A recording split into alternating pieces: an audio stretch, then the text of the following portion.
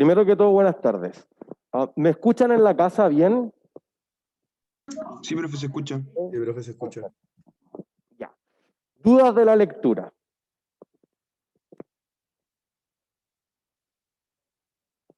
¿No? ¿Nadie tiene dudas? Eso es bueno. Creo. Entonces, nosotros vamos a terminar durante hoy día lo que era el tema de reconocimiento de ingresos, ya entrando en detalle de cómo aplicar las políticas de descuentos de pronto pago, y vamos a partir con la parte de cuentas por cobrar, que ya es el penúltimo tema que entra en la prueba 2. Entonces, nosotros habíamos quedado la clase anterior diciendo, mira, después de deducir todas estas cosas que podrían o no implicar que en el tiempo reconozca los ingresos en distintos momentos, uno podría querer ver ciertos temas específicos. Particularmente uno diría, mira, ¿cuándo no debería reconocer los ingresos? Todo lo contrario. Deberíamos decir, por ejemplo, ahí sí. Ahí mejor. Si yo tengo todavía un pasivo con el cliente, ese es el momento en el que no debería reconocer el ingreso. Por eso nosotros decíamos, mira, si yo tuviese que devolverle la plata, estoy obligado a. Si yo, por ejemplo, tuviese que reemplazar el producto o reparar el producto, todavía tengo la obligación, no reconozco el ingreso. El cómo mido esa devolución, podría decir un porcentaje histórico, los puntos de fidelización a los clientes. Si yo digo que cuestan tanto entregarlo de afuera o entregar productos por valor de tanto, podría decir del precio completo, tanto va a los puntos que un pasivo que estoy obligado a canjeárselo al cliente, Profesor, o perdón, tanto va a ir a se le escucha un lo poco que más. es el ¿Se puede precio de alejar un venta poco el del micrófono de producto. la boca, profe? ¿Entiendes? Entonces, cada vez que yo mantenga Profe, no debiera estar sujeto a reconocimiento de ingreso. profe, Si además uno dice, profe, profe, perdón, ¿se puede alejar un poco el micrófono de la boca? ¿me lo alejo? Sí. ¿Aló? Sí, que se escucha muy... ¿Ahí mejor? Aló, aló. No, ahí se escucha menos. Es que antes estaba muy saturado. Ah, ya. ¿Y ahora? Ahí sí. Ahí sí. ¿Sí? Bueno, ya. Si no me avisan de nuevo. Es que, aparte lo escuchamos bajo ahí o podríamos subirle a los... Es que a ustedes también lo escuchamos bajo, profe. ¿Aló? ¿Y ahora? Ahí Ahí sí. sí. Ahí sí. No, ahí está. Sí, yo escucho, todavía. Entonces, nosotros decíamos, mira, si yo tengo que cumplir algo para que el producto termine de funcionar, por ejemplo, decíamos los ascensores, si tú comprabas un caballo y lo tenías que entrenar, etcétera, hay ciertas otras cosas que en la lectura, por ejemplo, hablamos de la obligación de desempeño. Yo estoy obligado a hacer una tarea, un servicio, entregar otros productos, reparaciones, de actualizaciones del software, etcétera, no podría reconocerlo. Si los vienes tú a entregar el servicio de despacho, digamos, o por ejemplo, podría estar asociado a que tú transfieras el control. Por ejemplo, las ventas en consignación. Si tú vendes en consignación, yo le entrego bebida a alguien, pero si no vende las bebidas, me las puede devolver en completa. Entonces yo todavía tengo la obligación de recibirlas de vuelta. Por lo tanto, todas las ventas en consignación no se reconocen como ingreso. Y eso sucede en muchas industrias. Nosotros decíamos, mira, el balón de gas, bueno, te lo doy para entregar servicios, pero después tú podrías pedirme la plata de vuelta. En Ecuador, típicamente, todos los autos usados son recibidos en consignación. No se dan una venta al tiro hasta que yo la venda al cliente después de que lo toma el concesionario. Y ahí recién va a ser una diferencia. ¿Entiendes? Entonces, todos esos casos no es responsabilidad tuya y uno podría decir, perfecto, pues en esos casos no debiera reconocer los ingresos. ¿Se entiende? Si además tú podrías anular el contrato de venta y tú no sabes cuál es la probabilidad de eso, entonces debiese no reconocerlo. Por ejemplo, las ventas de Navidad. Dice, oye, me van a devolver todos los productos. No debiese reconocer el ingreso, ¿se entiende? Porque si no voy a tener más ventas en diciembre, menos ventas, inclusive ventas en negativo en algunos meses, ahora en la pandemia, porque estoy anulando las ventas de meses anteriores, pero eso es un desastre contable. ¿Cómo voy a tener ventas negativas? El mismo caso que estaba hablando de las Ujú. compras navideñas. Por Ujú. ejemplo, si es que yo compro un artículo, Ujú. generalmente las tiendas lo que hacen es como no devolverme la plata, sino como intercambiarlo por un artículo hasta el mismo precio, ¿cierto? Sino Ujú. pagando la diferencia. Como que en ese caso, según yo, como que igual existe un ingreso, porque como que al final nunca se va a devolver la plata. Bueno, si nunca se va a devolver, entonces un ingreso. Porque en el fondo ahí tú dices, mira, me devolvieron este inventario y yo le pasé otro inventario. Contablemente, a menos que esté roto el papel o que en realidad yo detecte que el inventario está malo, no hay ningún efecto. Porque es como un cambio de producto. Pero si hay una posibilidad que anule la venta, entonces sí. Ahí ya eso. Claro, como que tú dices, oye, mira, te vendo el auto, pero te doy un mes para arrepentirte. Bueno, si te arrepientes porque no te gustó el auto que lo tuviste de prueba, entonces la empresa no está segura. Entonces podría decir, mira, yo he vendido 10.000 autos y de los últimos 10.000, 9.800 lo aceptaron, diría que el 98% es probable que se vaya a concretar la venta. 98% de ingresos. 2% es un pasivo, una provisión, como una estimación de que me los van a devolver. Si pasa el mes, reconozco ese 2% como ingreso. ¿Se entiende? ¿Sí? ¿Es claro en la casa? Acuérdense de avisarme si no me escuchan bien, por favor. Entonces, si uno puede valorizar lo que recibe como contrapartida, entonces reconozco el ingreso. Pero yo te digo, mira, ya, te vendo un auto y tú me pagas con la Mona Lisa. ¿Cuánto vale la Mona Lisa? No tiene un valor fijo. O sea, Listo. Entonces, especulación. es imposible valorizarlo. ¿Se entiende? Uno dice, no, es que no puede ser tan así, sí, pero por ejemplo uno va en el sur y va al dentista y te pagan con gallina. Entonces, eso puede pasar. Pues entonces tú dices, por eso que tiene que ser algo comercial. Y particularmente en el capítulo lo simplificamos a decir, mira, todo podría separarse de un precio, solamente que en la realidad podría ser mucho más difícil calcular cuál es ese precio. Entonces tú dices, porque mira, yo vendo ascensores y hago el mantenimiento, pero no hago solo el mantenimiento. No es algo que tú puedas ver, tú no tienes una lista de precios de reparaciones. ¿Se entiende? Entonces dice, oye, yo opero y hago la anestesia, hago el servicio de todo lo que tenga que ver, radiografía, etcétera. No hago las cosas por separado. Entonces, el separar esos como distintas metas, hitos, obligaciones de desempeño, como queramos llamarlo, puede ser súper complejo. Porque podría decir, mira, yo te opero, pero hay que quedarse 3 días en la clínica en observación. Bueno, después de operar podría reconocer un ingreso, pero después tiene que estar los otros días y reconocer todos los otros días los ingresos. Pero no vendo los días cama por sí solo, así como si tú quieres ir a dormir a la clínica, nadie te lo va a vender. Entonces es difícil que tú puedas valorizar eso por separado, ¿se entiende? Entonces, si la contrapartida que yo entrego, si es efectivo, obvio, te paso 100.000, ahí está listo, está claro. Pero si te entrego una cuenta por cobrar, que es lo que vamos a ver ahora, te prometo pagar. ¿Cuánto vale tu promesa? Si me paga muy en el futuro, ¿qué le debería cobrar? Si se demora demasiado en pagar, ¿qué debería cobrar la empresa? Intereses. Entonces, ¿cuánto de esos intereses realmente vamos a cobrar? Que es lo que vamos a empezar a ver, por ejemplo, que pasaba con la Polar. Oye, le vendo un segmento de clientes que es malo para pagar. Y es la realidad de la empresa. ¿Se entiende?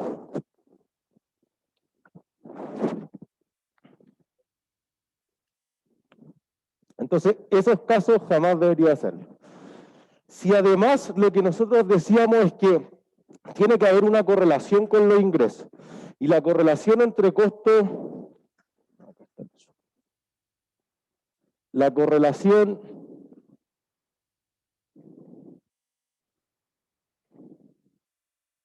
entre los ingresos y los costos de la actividad ordinaria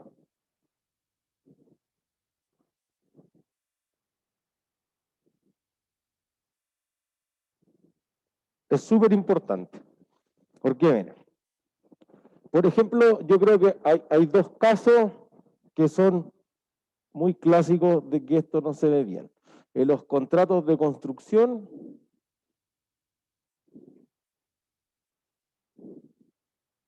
y las ventas atadas. Imagínense que uno dice, yo hice el contrato de construcción por 12 meses, lo que hemos dicho quizás todo el semestre, construir 100 kilómetros de una carretera. ¿Cómo sé cuándo reconocer los ingresos?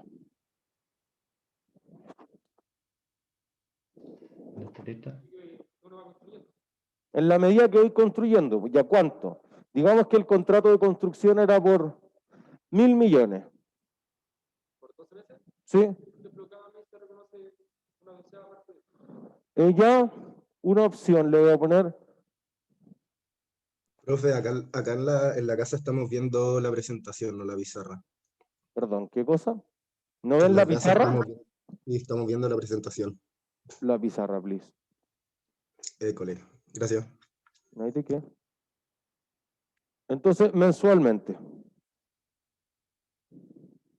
¿Listo? Es una opción. Pero eso supone que yo construyo lo mismo todos los meses. ¿En qué meses construiré menos? final,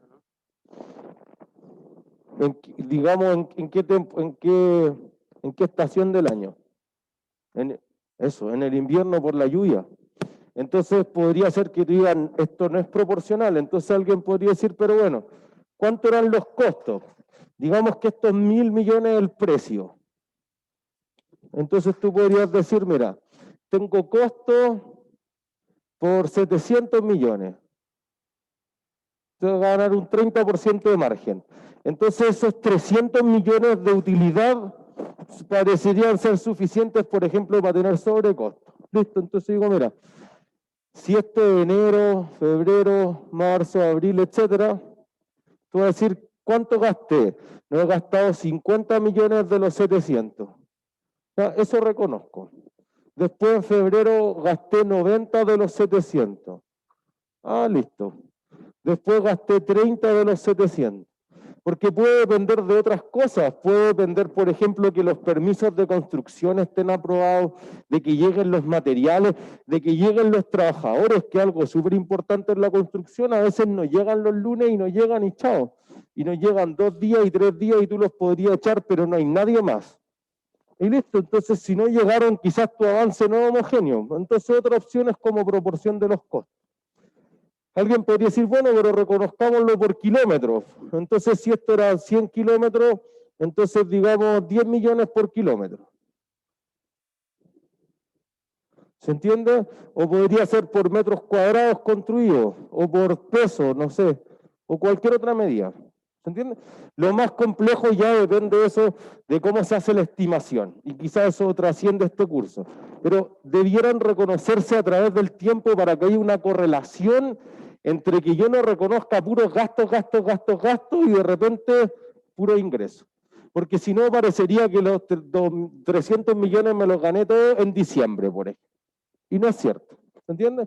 Entonces, lo que uno quiere ver en los estados financieros, más allá de muchos asientos, es ver un reporte que tenga claridad de si haber construido una autopista o un mall o un edificio de oficinas fue un buen negocio o no. En todos sus aspectos. Si yo muestro todo esto diferido en el tiempo, al final, claro, es lo mismo, pero entre medio puede haber dicho, oh, un desastre, dejemos de construir, acojámonos a la quiebra, etc. ¿Se entiende? Entonces, por otro lado, uno en las ventas atadas dice esto.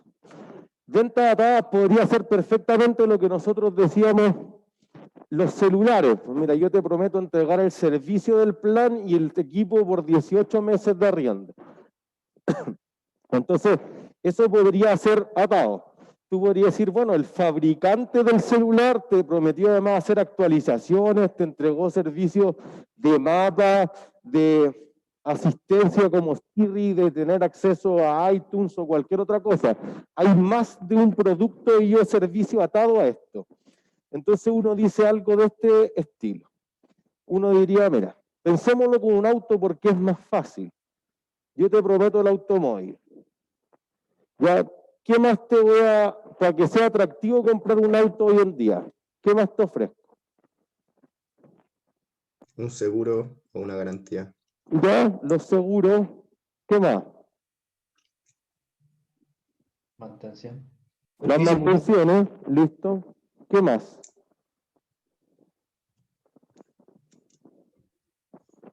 Piensen como ingenieros comerciales, pues, tienen que La vender. patente y esas cosas que hay que La pagar. patente Algún- también. Algún tipo de servicio al cliente. eh, como grúa, rescate en ruta, asistencia. Pues. Es súper valorado eso y les va súper bien. A mí me tocó valorizar una empresa de asistencia en ruta y te ganaban harta plata, es un negocio bien bueno. Entonces uno podría decir, mira, no, yo le prometo pagar el permiso de circulación, etcétera, una serie de cosas solamente por comprar un auto. ¿Entiendes? Entonces el vendedor puede prometer lo que se le ocurra porque tiene que generar caja para pagar sueldo. Pero de ahí a que tú digas, oye, yo le entrego el auto, pero es lo único que cumplí, pues. El resto tiene que pasar el tiempo para que yo le entregue todo el resto. ¿Se entiende? Entonces eso podría generarte una diferencia. Entonces en el fondo tú dices, mira,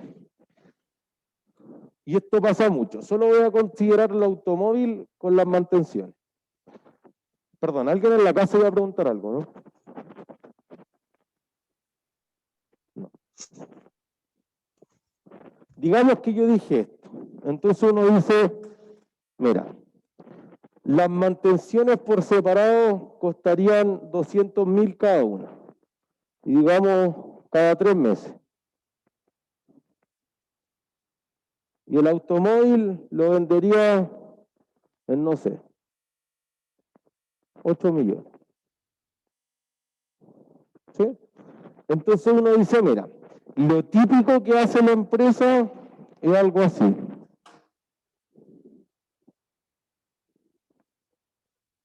Digamos hasta el día de la venta.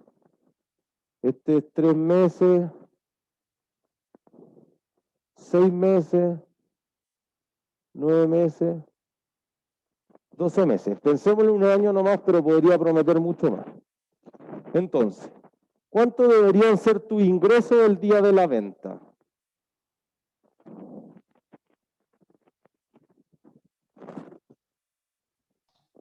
Solo el auto, ¿no? Los 8 millones.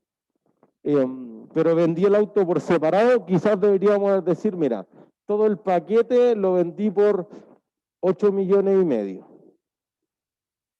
Si yo hubiera vendido todo por separado, ¿cuánto vale?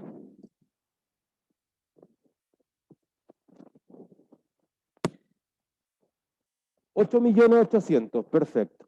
Entonces, fíjense que, ¿por qué vendí yo por 8 millones y medio algo que vale 8.800.000? Porque quizás el promedio de los clientes no hace todas las mantenciones. Podría ser, pero si es gratis, ¿por qué no lo haría? O sea, es difícil que pase, no es imposible, pero ahí depende que hagamos una estimación. O sea, decir, mira, el 90% de los clientes hacen. Eso funciona súper bien con los puntos de fidelización, porque es una parte de los puntos que se vencen sin cobrarlo. Entonces, en ese caso, podría ser perfecto que la empresa diga, yo espero que se haga el 60, el 70, el 90% de las mantenciones. Pero no es este caso. ¿Por qué yo te cobré menos que el total? Si te cobré menos que el total, ¿qué te apliqué? Un descuento. ¿Listo? Ya. 300 lucas de descuento. ¿Por qué te hice un descuento? Convencerte. ¿Por? Pronto pago. De nuevo, no escuché. Descuento por pronto pago. Eso podría ser, porque te pagó en efectivo. Entonces, pero además porque si tú me la hubieras comprado, quizás no compras todo por separado. Las mantenciones en el concesionario en general son más caros que ir a un mecánico, entonces quizás no quiero eso. Pero yo hice más atractivo el paquete, entonces por eso que es una venta atada o empaquetada. Entonces tú dices, mira, una parte de esto debiera asignarlo al auto y otra parte a las mantenciones. Entonces, ¿cuánto le asigno al auto?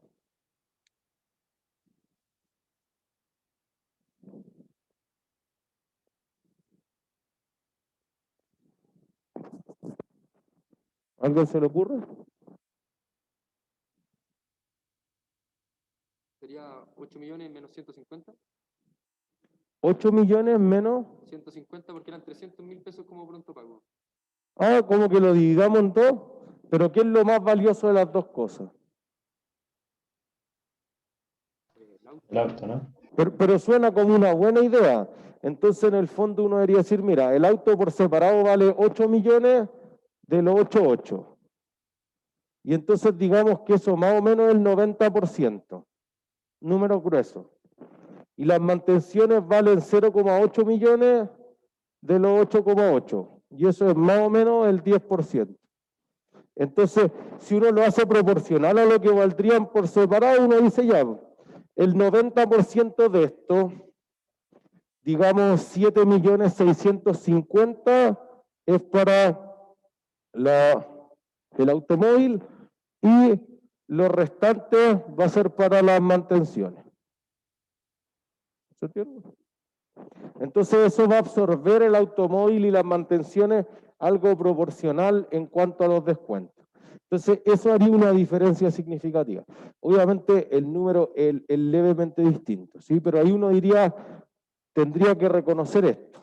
Voy a inventar 7.650.000 y después cuando vaya haciendo las mantenciones 212.500 en cada mantención.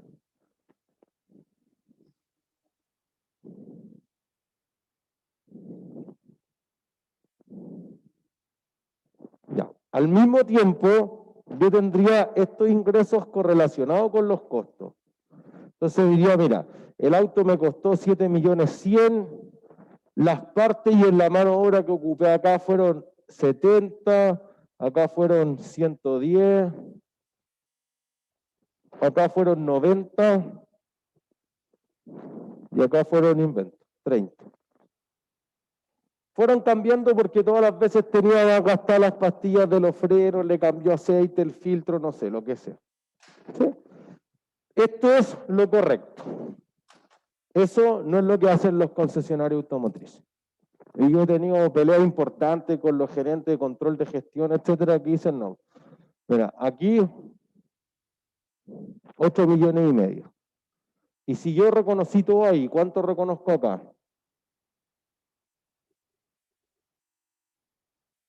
¿Cuánto reconozco después? ¿Cero? 0.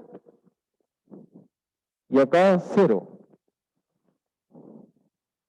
Y acá 0. Entonces, ni este mes, ni este mes, ni este mes, ni este mes son buenos meses porque voy a pérdida. Entonces los concesionarios automotrices, no, es que hicimos pura reparación en garantía. Bueno, que las mantenciones las vende a pérdida.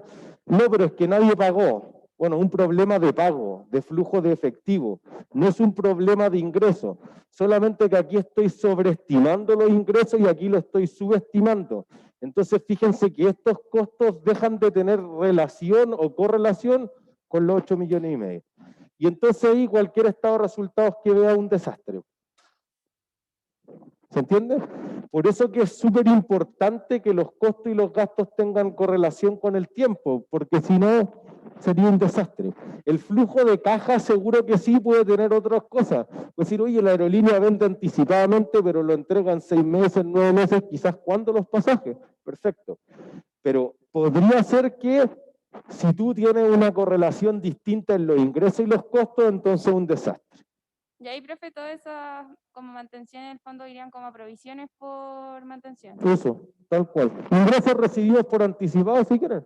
Anticipos de cliente. Si al final todo esto, si le llamamos provisión por devoluciones, provisión por punto de fidelización, ingresos diferidos, ingresos por rebajas futuras, provisión, papas, patatas, lo mismo. Anticipos de cliente, no es nada distinto. Yo te pagué al tiro los 4 arreglos que me vaya a hacer el próximo año. Solamente que eso fue disfrazado comercialmente de que todo venía como gratis, pero no es gratis. No es gratis ni siquiera para entregarlo.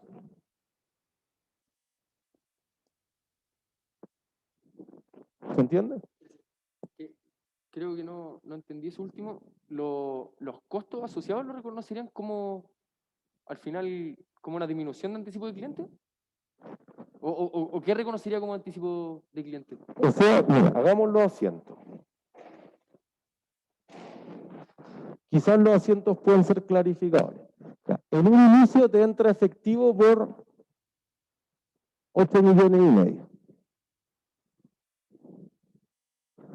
Reconozco un ingreso de actividad ordinaria, voy a poner ingresos por venta, que no es un buen concepto, pero es más corto de escribir. Y ahí dijimos 7.650.000. Entonces, si después le quieren poner anticipos de clientes, ingresos diferidos, como quieran. Pero lo importante es que es un pasivo. Y una estimación. ¿Se entiende? Eso difiere del resto de los pasivos. Te debo 1 millón, eso es claro. Más o menos te debo 1 millón, ya como que le da algo de complejidad porque es incierto. Y entonces ahí tú dices ya, costos de explotación contra el valor del auto que vendiste. Que dijimos 7.100.000.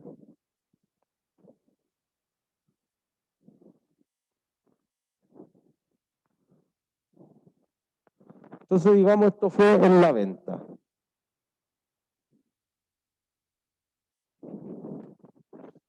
Después, entonces, en cada mantención vamos a tener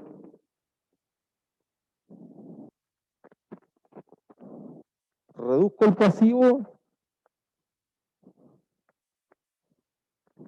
y aumento los ingresos. Y entonces ahí dijimos 212.500.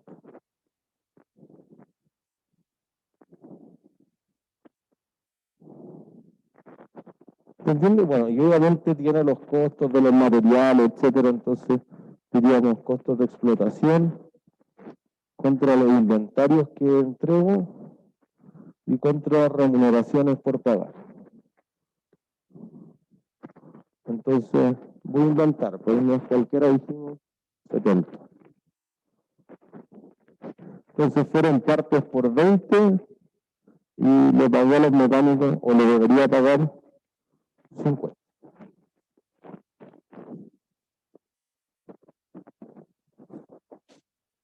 ¿Se entiende? Entonces, esa es la dinámica que deberían tener correctamente las empresas. Por eso que si el producto o servicio está compuesto de varias cosas, o tiene un resultado que yo no sé de momento, no puedo reconocer el ingreso.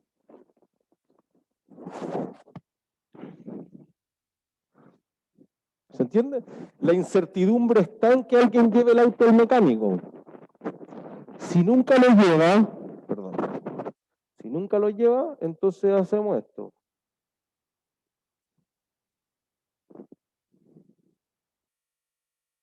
Pero ya no estoy obligado a hacerle esa reparación. ¿Entienden? Entonces, se extingue la obligación. Eso es quizás lo más importante. Si tienen dudas ante reconocer el ingreso o no, digo, ¿estoy obligado a algo? Sí, no hay ingreso. Si no estoy obligado, ya estamos listos. Entonces reconoce un ingreso. Si caduca la gift card, si caducan los minutos de la tarjeta de prepago, etcétera, todo eso se extingue la obligación.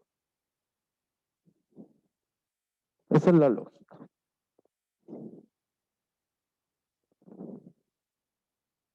¿Sí? ¿Dudas en la casa?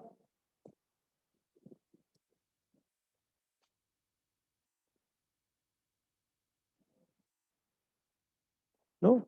¿Todos claros? Entonces, vamos a los descuentos por pronto pago. Si tú ofreces un descuento por pronto pago, el desempeño de eso depende de que te pague el cliente, es algo que escapa a ti.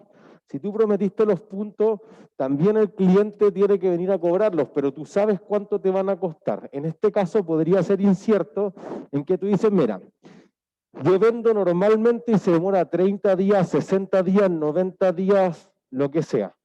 Y tú dices, mira, si el cliente me paga en 3 meses después, yo tengo que pagar sueldos por mientras, tengo que pagar arriendos, tengo que pagar gastos comunes, gastos de servicios básicos, etcétera, y eso va a producir que tú necesites pedirle plata al banco. Entonces, si el banco te va a cobrar 2, 3, 5, 10% por financiar esos gastos mientras el cliente paga, quizás que para ti es mejor o no ofrecerle eso o decirle al cliente, mira, si tú me pagas antes, yo te cobro menos de lo que dije originalmente.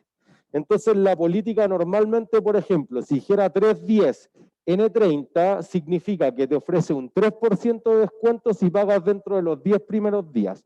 O pagas el total de la cuenta y la N se refiere al neto al día 30. Entonces, si tú puedes pagar con 3% de descuento durante los 10 primeros días, ¿qué día pagas?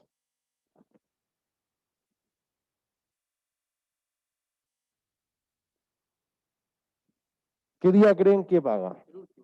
El último, igual que los impuestos. O sea, o era el 12 o era el 20, pero nadie paga antes que eso. O es súper raro que, no es nadie, pero es súper raro porque la empresa si tiene la plata el día 2, podría invertirla en un depósito a plazo y ganar algo hasta el día 10 y va a pagar exactamente lo mismo. ¿Entiendes? Entonces, eso hace una diferencia significativa cuando la empresa está tratando de reconocer eso. Entonces tú dices, ya, yo le ofrezco el descuento al cliente, ¿lo va a usar o no lo va a usar?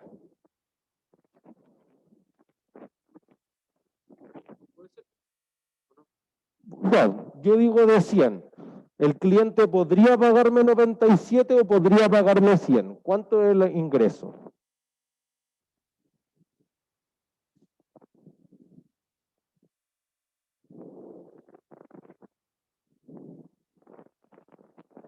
¿De qué dependerá si reconozco 97 o 100? Si existe una obligación, No, si yo estoy, o sea, no estoy obligado a entregarle nada. Lo que pasa es que tengo una cuenta por cobrar que no sé si es por 97 o si es por 100.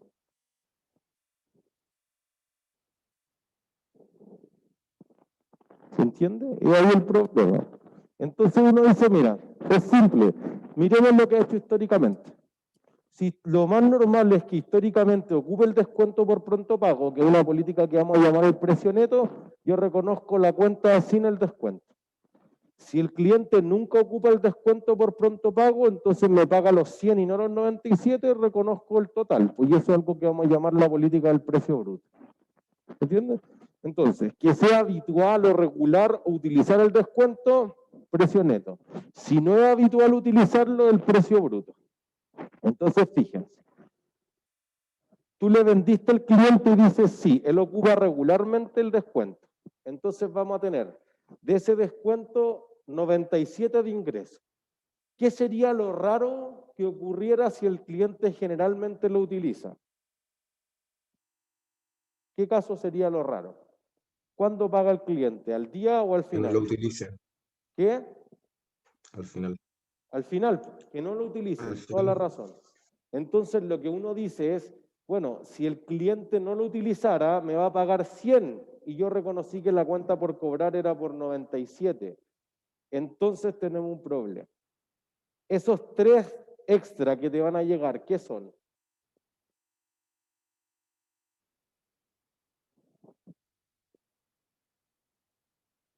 Piénsenlo así. Uno pensaba que el cliente te iba a pagar el día 10. Se atrasó y llegó el 30. Entonces, como pagó tarde, ¿qué le debería cobrar? Los 100. Los 100 ya, pero esos 3 extra, ¿qué son? Descuento. No, eso es 3 menos. Estos son 3 más. Los intereses, o sea, es que no hay interés, pero Eso es. No es distinto a ningún interés que yo le hubiera dicho explícitamente. Yo podría haber transparentado esto, pero no es lo que hacen las empresas regularmente. Dicen, págame el 10.97 y si te atrasáis, entonces paga 100. No, pero ¿cómo me hay que cobrar de más? Entonces la empresa lo hace al revés, le dice ya, págame 100 en 30 días, pero si me paga antes te cobro 3 menos. Ah, qué bueno, excelente. Es una cosa comercial nomás, pero es como lo hacen las empresas. Entonces la empresa va a decir eso. Por el contrario, si ocupara la política del precio bruto, espera que te paguen al final. Entonces, ¿qué caso sería el raro? ¿Cuál sería el caso raro? ¿Que te pague antes o que te pague después?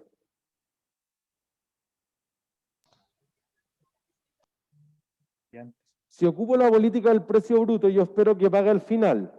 Lo raro sería que pagara cuándo.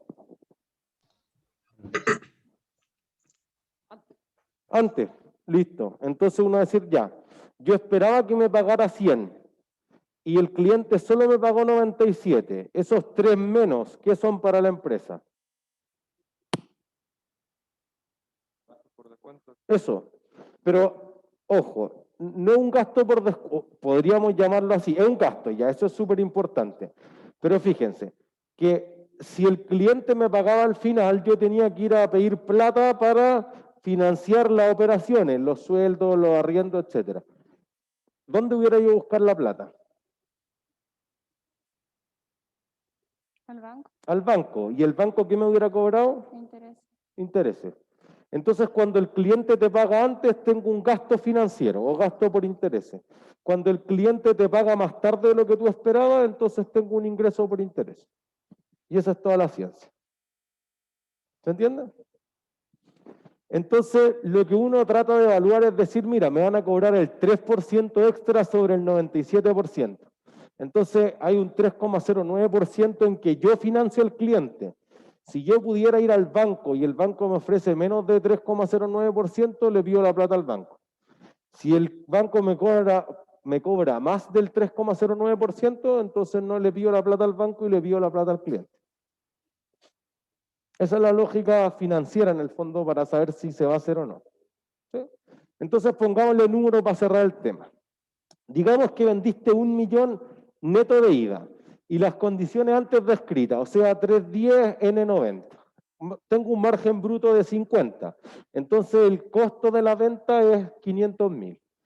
Entonces uno diría, mira, tengo el ingreso por venta, si la política es del precio neto, solo espero cobrar el 97% de eso. Entonces reconozco los 970. Por lo tanto, hago la factura por ese monto. El 19% de eso va a ser un pasivo del IVA. Y la cuenta por cobrar queda por todo. Reconozco el costo de los 500. Entonces aquí tú esperas que 10 días después venga y te pague 970. ¿Sí? Entonces, si el cliente se atrasa, si el cliente viene al día es fácil. Cargo efectivo, abono cuentas por cobrar y chao. Si el cliente se atrasa, fíjense que te va a pagar más. Te va a pagar el millón más el 19% de IVA, 1.190.000. Tú solo tienes una cuenta por cobrar por 1.150.000, entonces no cuadra. Y además, tú le dijiste al fisco que habías vendido ¿cuánto?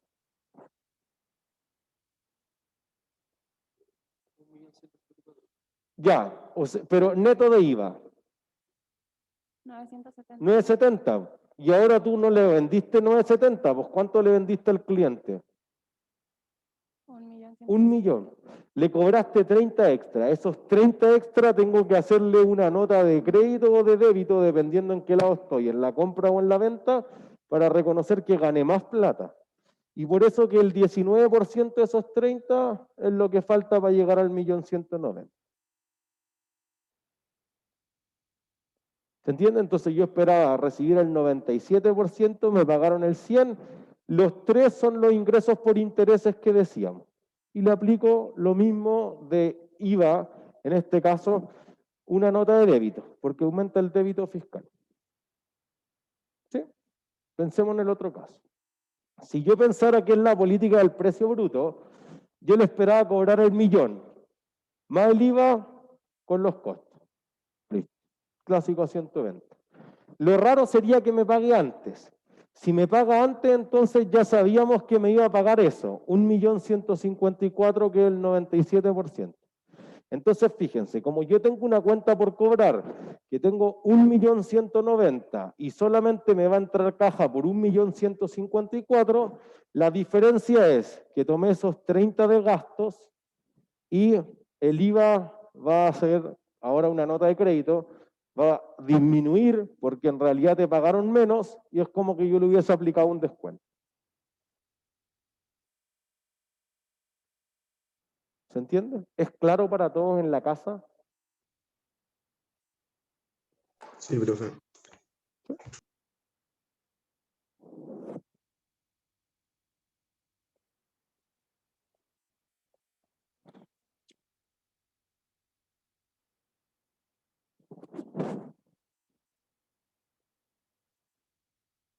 Y eso es toda la idea de ingreso.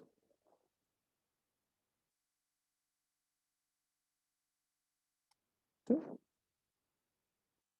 Perfecto.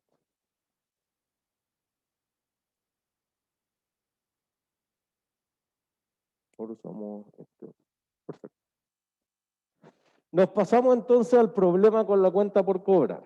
Fíjense que toda esta parte está centrado en algo para la empresa. La empresa va a quebrar cuando no tenga qué cosa.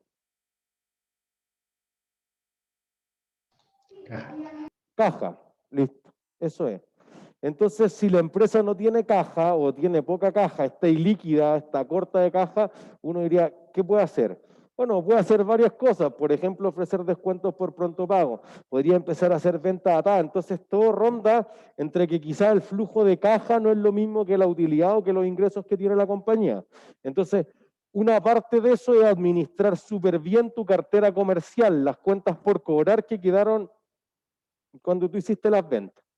Entonces, ¿qué debiésemos lograr de aquí hacia el final del miércoles? Debiéramos decir, mira, ¿cómo realizar el tratamiento contable de los documentos y cuentas por cobrar? Primero, si es que tuviese algo que todavía nosotros no hubiésemos visto. ¿Cuáles son las principales transacciones que hacen las empresas para gestionar esa cartera de cuentas por cobrar, de factura, por ejemplo, el factoring? ¿Cuál es el correcto reconocimiento de los ingresos y de los incobrables? Algo que ya hemos discutido harto, y entender que cuando el cliente se vuelve incobrable, tú tienes que aplicar una estimación de deudores incobrables que va a ser la EDI. ¿Sí? Entonces aquí quizá el caso insignia es la Polar. El 9 de junio del año 2011 la Polar envía un hecho esencial. Las empresas cuando listan en la bolsa tienen que informar de aspectos significativos que tenga la compañía en el mercado. Y entonces, por ejemplo, si tus directores cambiaron, si se te quemó un local, si te robaron los inventarios, si te ganaste un premio, etcétera, y eso es súper importante, yo debería escribir una carta que se publica en la página de la bolsa y doy por sabido que todos los accionistas la leyeron. 9 de junio del 2011, la Polar dice algo así como, miren, parece que una parte de nuestros activos no existe. ¿Qué parte? No, más o menos 500.000 millones de pesos, que era la mitad de todos sus activos. Y que de cuentas por cobrar era una parte más significativa todavía. Miren, aquí están los números. Quizás démosle un poquito más de zoom.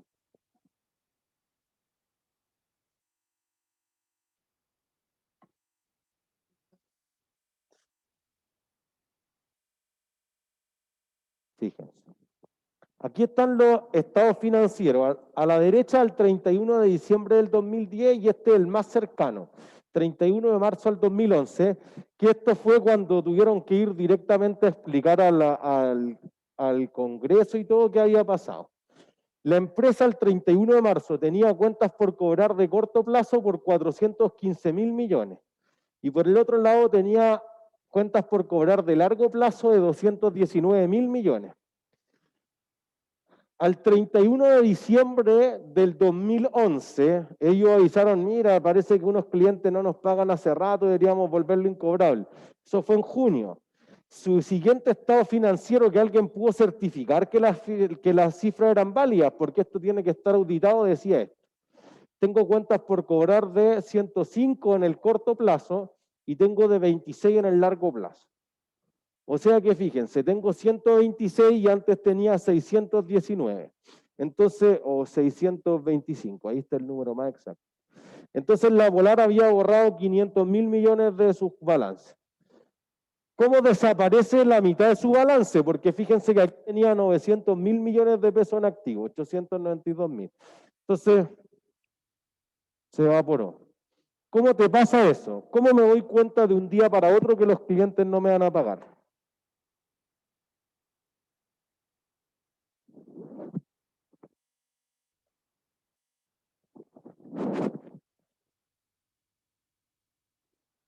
¿Ven? Nadie se explica eso.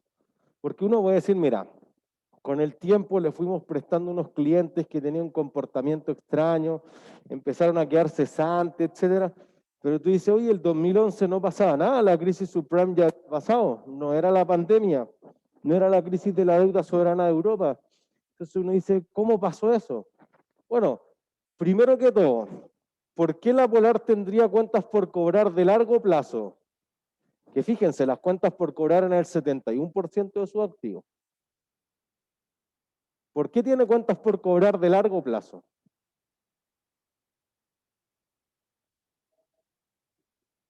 ¿Cuotas muy numerosas? Ya, pero ¿para qué activo? ¿Qué clase de activos vendo en el largo plazo? Los electrodomésticos. Entonces yo vendo en 24 cuotas, en 36 cuotas, y digo, bueno, 12 de esas cuotas son de corto plazo, las otras 12 o 24 son de largo plazo. Pero además la Polar hizo algo, dijo, mira, vendí una polera a un mes, ya, 3 cuotas precio contado, a 3 meses. El cliente no pagó 3 meses. Después entonces dije, ya, lo voy a mandar a cobranza judicial. Listo, ya. Le van a empezar a cobrar intereses, que la ley dice que la tasa máxima convencional es lo que le puedo cobrar a los que están en mora.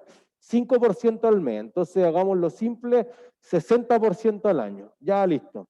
Pasaron 6 meses, generé, entonces la cuenta valía 100.000 pesos. Ahora iban 160.000 porque había acumulado intereses durante todo el año. Esos 60 extra, ¿qué son? Intereses. ¿Son un ingreso? Sí, ¿Los va a cobrar la empresa? sí. O sea, les va a entrar igual a la empresa y por el mismo producto, entonces sí serían ingresos. Pero el cliente no paga hace 9 meses. Fíjense que tiene esta dicotomía la empresa y es probable que muchas de estas cosas dieran lugar a las nuevas políticas contables que nosotros decimos. Tú dices, mira, quizás la mejor estrategia para la empresa no es que el cliente pague, porque si no me paga le puedo cobrar 60% de interés al año. Pero si no me paga, ¿es más probable que me pague o menos probable? Menos, Menos. pero una obligación igual. Perdón, de nuevo todo.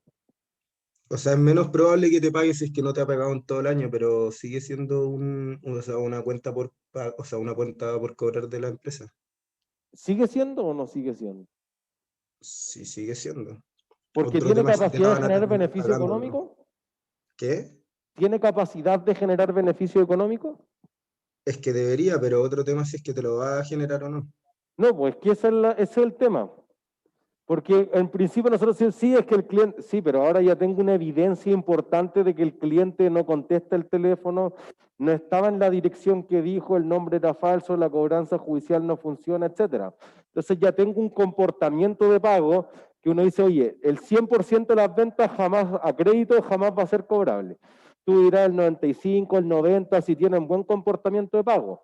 Si además tú dices, mira, esto fue lo que se comparó y por eso que todos después están impactados. Pues tú dices, mira, yo veo la cartera comercial de Falabella y veo la de la Polar.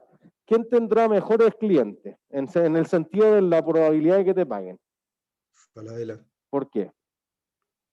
porque tiene mejor reputación, no sé. No diría eso, pero diría otra cosa. ¿A qué segmento socioeconómico le vende la Polar? Sí, un poco más bajo que el de Falabella. Sí, C3, D1, como ITE. Entonces, los ingresos de ese segmento socioeconómico, ¿de dónde provienen?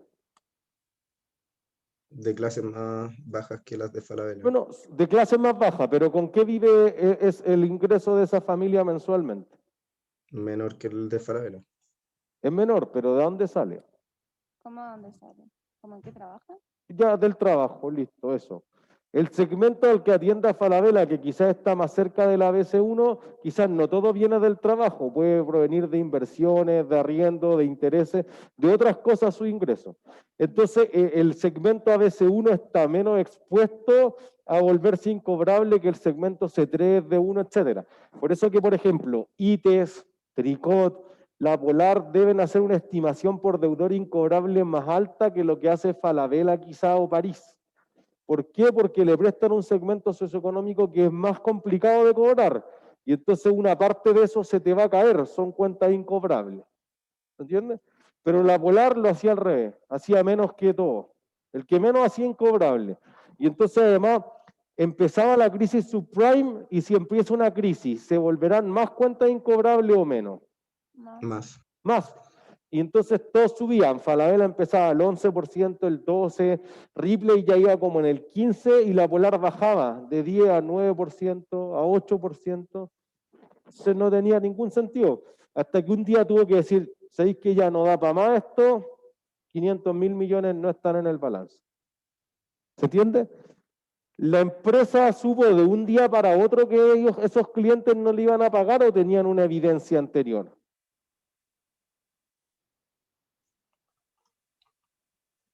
Tenían una evidencia anterior. Tenían una evidencia anterior, pues, y eso es lo que nosotros vamos a tratar de hacer. Decir, oye, mira, yo puedo hacer un método sobre el total de las ventas a crédito, de la antigüedad, una estimación 1 a 1 por cliente, etcétera, y llegar a algo. Pero sé eso, porque en el fondo si yo digo, oye, el cliente no me debe hace 2 años, si me debe a 2 años, lo que hacía la Polar, que era una estupidez, era traspasarlo a largo plazo, la cuenta por cobrar, siendo que en realidad es incobrable. Fíjense que la mayor parte incobrable, al comparar las cifras, está en el largo plazo. Porque obvio, si tú te compraste una polera y no la pagas hace 2 años, es virtualmente imposible que la pagues. De hecho, el resto del retail dice, mira, si el cliente no ha dado la cara hace 6 meses, es 100% incobrable. O sea, desde que entró en mora, que ya nos llegó a pagar la cuenta y que yo lo estoy tratando de buscar y nunca me contesta, chao. 6 meses y tengo que quemar la cuenta por cobrar, porque no hay forma de recuperar eso. ¿Y qué pasa ahí? O sea, no, que se deja así, no existe, no existió. O sea, más o menos sí.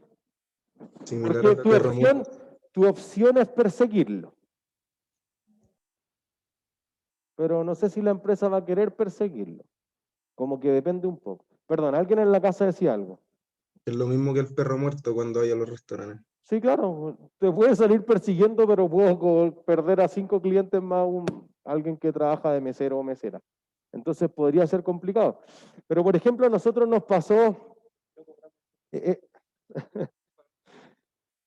yo diría, no sé, el 2014, 16, hace algunos años invitamos en Viña al gerente de la tienda de Viña. Y él nos explicaba que en realidad era súper difícil que ellos fueran a perseguirlo, que era más fácil darse por vencido. Porque, por ejemplo, un cliente clásico que tenían decía, mira, alguien vino, mobló toda la casa, compró unos super plasmas, debe 3 millones. El ingreso familiar es de 500 lucas, tiene 4 hijos. Y entonces si yo lo demando, me debe 3 millones. Si alargo el juicio por 2, 3 meses, el abogado me va a cobrar más que los 3 millones. Y además, un juez que vaya, que hay un solo ingreso familiar de 500 lucas con 4 hijos, no va a fallar a favor de la Polar. Entonces la probabilidad de que le fuera bien era muy baja. Entonces si a esos clientes hay que dejarlo ir. Por lo tanto, quizás tu negocio era malo desde el origen, a los que sí te iban a pagar, no le vendas a eso, o a los que sí te iban a pagar debiste cobrarle más caro si querías que los subsidiaran. Pero entonces ahí ya se metió en otro problema. La Polar dijo, mira, agarremos a todos los clientes y repactémoslo. En vez de que la ley les cobre el 5%, yo solo les voy a cobrar un 3% extra. Pero la Polar agarró a todos, a los buenos pagadores y a los malos pagadores, y los repactó a todos y le digo ya, en vez de pagarme en 3 cuotas precio contado, páguenme en 24 cuotas con intereses del 3%. De nuevo, porque la tasa de interés es súper atractiva para que uno diga, oye, la utilidad va a aumentar por producto de estos ingresos.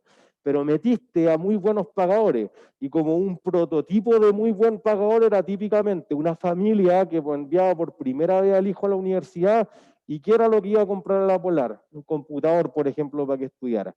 Ese cliente era muy buen pagador, ese cliente no merecía que le cobraran un solo interés, pero la Polar agarró todo y lo repactó, y eso es porque se fueron de multa, porque el gerente general estuvo en la cárcel, etcétera, etcétera, etcétera. ¿Se entiende?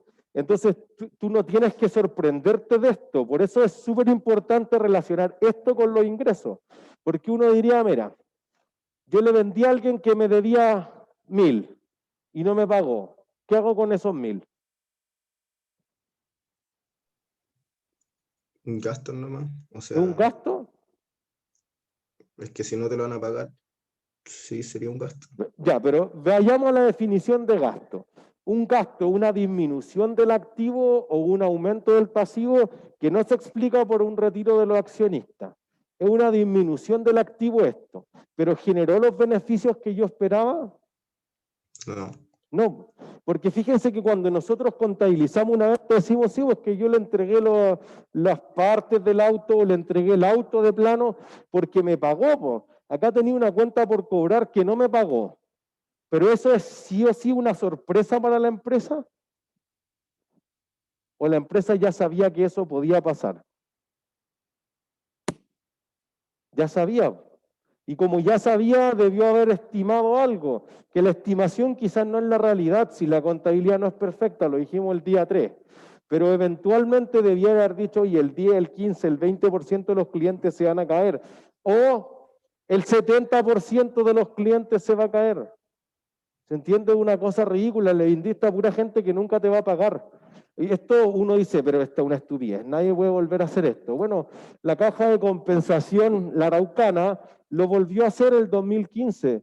Dijo, oye, ustedes le prestan plata, las cajas de compensación prestan plata, pero no pueden discriminar a los clientes. Entonces digo, ya, a todos les prestan la misma tasa, 22%. No, pero es que yo soy un buen pagador, un mal pagador, etcétera. Todo igual.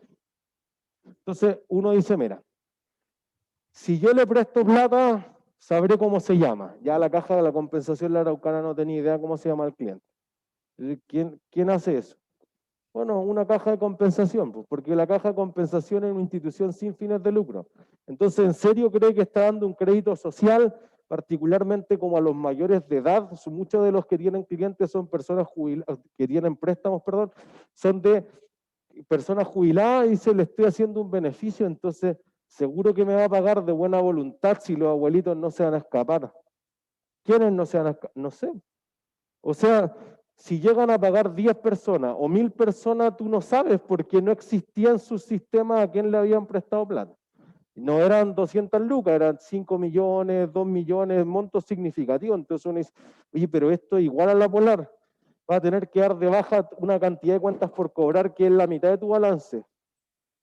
Sí, pero ¿quién pierde si somos una institución sin fines de lucro, etcétera? Eso pasa. ¿Se entiende?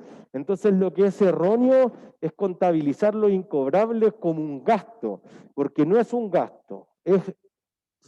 Si hubiera un concepto correcto, primero sería pérdida por incobrable. Pero en realidad, si yo sabía que una parte, digamos de los 1000, el 90% me va a pagar, solo 900 debí reconocerlos como ingresos. No mostrar ingresos por 1000 y después cargar gastos por 100 porque estoy haciendo las cosas mal. Sobreestimé los ingresos y sobreestimé los gastos. En el neto tu utilidad es lo mismo, pero cuando yo mido porcentualmente, por ejemplo, lo que hacíamos en clases anteriores, no es lo mismo. Entonces eso es un desastre. ¿Se entiende? Entonces, que yo lo haya hecho mal un paso hacia adelante no quiere decir que tenga que retroceder un paso, quiere decir que nunca tuve que fallar. Así que todos los incobrables son menores ingresos para la compañía. Por ende, cada vez que la empresa cierra un periodo contable, uno de sus ajustes es decir, ya, de todos los clientes que quedan, ¿cuántos se van a volver incobrables? El cómo hago la matemática de eso es lo que vamos a estar en las próximas clases. Pero esa parte no debe ser considerada como ingresos de las actividades ordinarias. Pero es como predecible, como, o no, claramente no exactamente, pero como aproximado, así como cercano al valor de cuántos no van a pagar, porque es muy especulación eso. No, es bien. O sea, ¿cómo uno podría saber cuánta gente va a pagar y cuánta no, como siendo así certero? Yo podría mirar la historia de crédito de la persona, por ejemplo. Entonces, porque tú dices, ya, es primera vez que compra en Ripley, pero la persona ha comprado en 10.000 cosas, ha tenido una vida y esa historia financiera está. Entonces yo puedo mirar el DICOM, por ejemplo, de la persona. Entonces DICOM dice, oye, no ha pagado tantos cheques o le han protestado tantas compras o se ha escapado tantas casas comerciales. Ah, ya. Entonces la empresa quizás, lo que dice la norma que quizás es poco aplicable, por eso no hay que ser tan normativo en la contabilidad. La norma dice, usted vaya uno por uno a los clientes y dígame cuánto es la estimación. Si usted tiene un modelo matemático, si usted hace una estimación histórica, si usted hace un promedio, bien. Nadie hace eso, porque es imposible.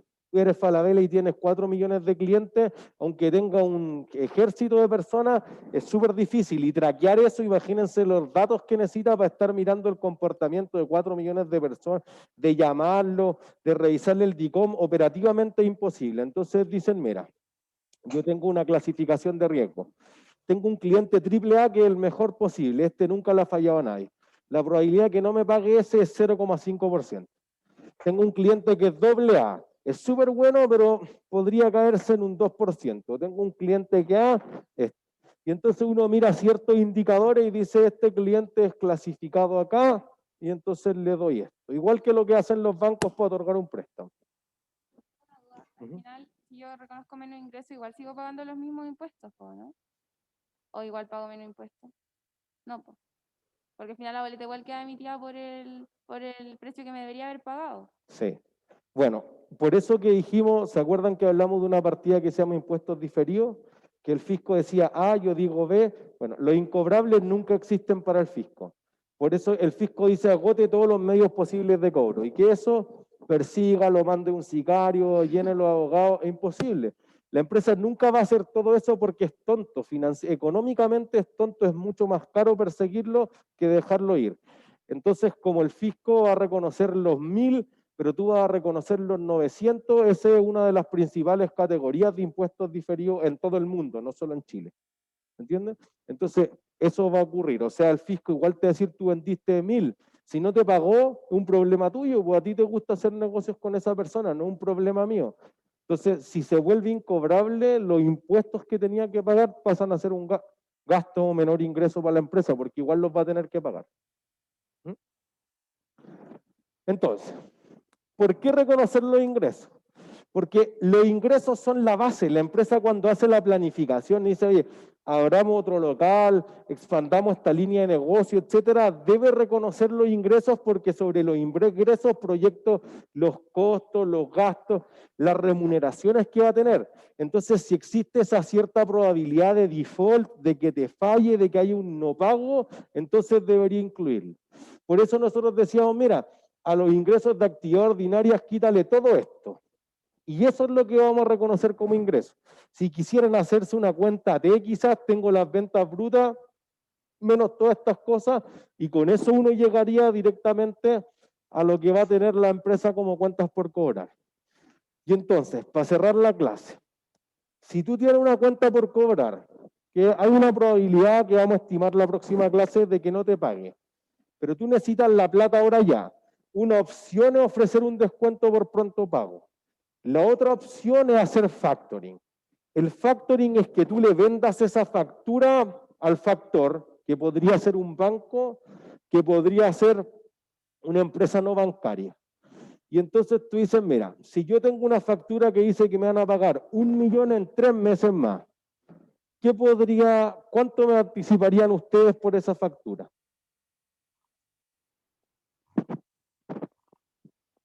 ¿Cuánto creen? De 1 millón, ¿cuánto me anticiparían ustedes? Si me dicen el millón es mal negocio para ustedes. Si me dicen 200 lucas es mal negocio para mí. 500 entonces por la mitad. ¿Cuánto? 500, 400, no sé. 500 muy poco. No, porque fíjense 600. que si de 1 millón en 3 meses, que es bien segura, ustedes me pagan 500, mejor prefiero esperar los 3 meses. Porque le pido un préstamo al banco por 500 y me va a costar 550. No me va a costar 1 millón. Es probable que el banco te anticipe un 85%, un 90%, un factoring bancario. Pero se han hecho otras cosas. Las empresas, las finanzas tecnológicas, fintech, han tratado de saltarse al banco. Entonces tú puedes decir, mira, yo soy el hotspot, soy una empresa chica y quiero vender estas facturas que tengo de no sé qué cosa, listo. Y entonces voy a cumplo.cl, que es una página que vamos a abrir la próxima clase. Y tú pones tu factura y entonces digo, mira, son 2 millones. Ah, no, tengo 2 millones. Pero yo tengo 300 lucas para invertir en esa factura y otro tiene otras 200 y entre 10 personas hacemos los 2 millones.